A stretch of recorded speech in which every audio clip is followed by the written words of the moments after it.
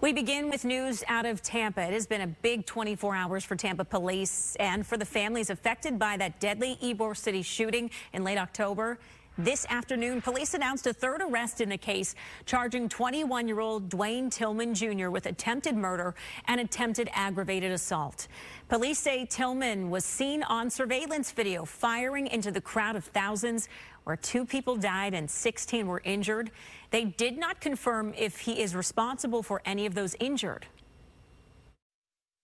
We will not stop our work until we get justice for all the victims and their families.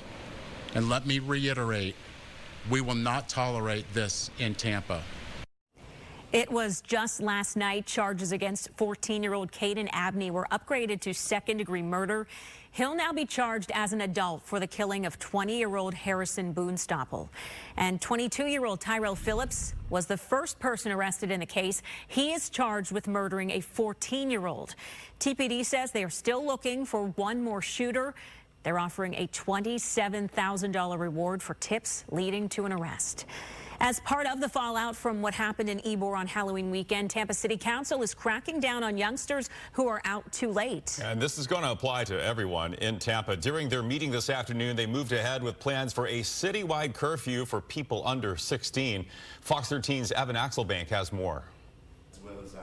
For Pastor Ben Curry, the fact that a young teen is accused in the shooting death of a young adult tells him something has to give. What happened on October the 29th, my heart still hurts from it. On Thursday, Tampa councilors voted 5-2 to require anyone under 16 to be inside by 11 on weekdays and midnight on weekends, and not just in Ybor City, citywide. We're talking about individuals that are 9, 10 years old, hanging around with 14 and 15-year-olds, 14 and 15-year-olds hanging around 19 and 20-year-olds, and when they see some cash, they say, look, come with me, you can make some easy money.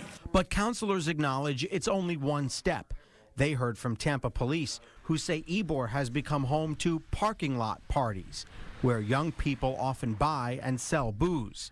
Police are also still weighing what time is best to close 7th Avenue to traffic. We're going to have to work really hard to give students an opportunity to hang out in safe spaces in crowds that are of the appropriate age. Police say the early morning of October 29th, 14-year-old Caden Abney fired a gun in the melee that saw 2 killed and 16 hurt. They now say Abney is responsible for killing 20-year-old Harrison Boonstapple.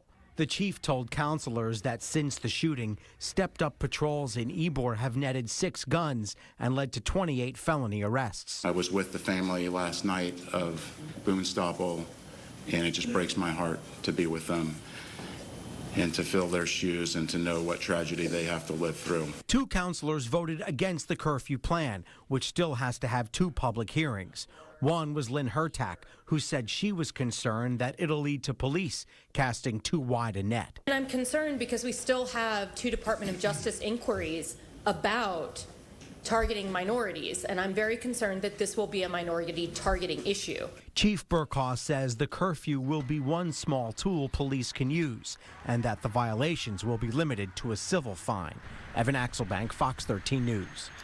Now, the first hearing for that new curfew ordinance will take place December 21st.